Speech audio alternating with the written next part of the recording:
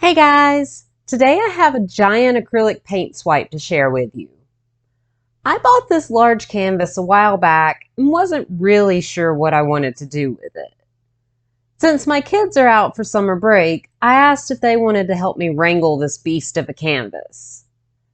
The dudes picked out the colors and helped me mix them. Then we decided to just have fun with it. Though we really enjoyed working on it together, we ended up running into some complications. There are a number of things that we could have done to have better results. The first thing is, we probably should have mixed up at least one more batch of the base coat. While it was technically enough to fully cover the canvas, one more cup would have given us a bit more wiggle room when we shifted the swipe around.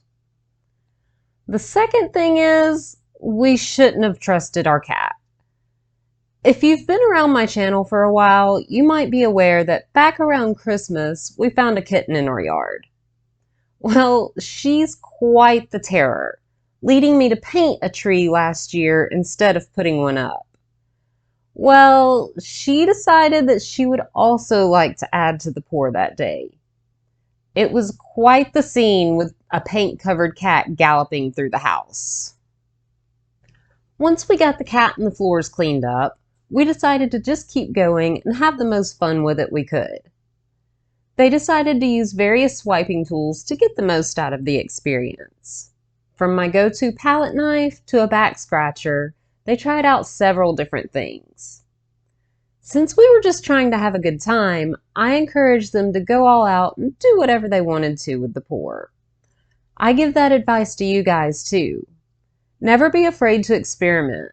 You never know what weird little thing is going to create the most spectacular results. Even if it doesn't turn out quite how you thought it would, just remember, you can always paint over it. You can reuse your canvas as is, or go ahead and paint a fresh layer of color over it and start from there. Just make sure you're giving those used canvases plenty of time to cure between pouring and repouring. Since this is just us messing around, I don't have too much to add. I'll leave a list of the colors that we mixed up down in the description below if you're interested. Go be random with your next pour. Do something new that you've never tried before and see what happens. You never know what you will end up with. I hope you guys enjoy the rest of this pour. I'll see you next time. Bye!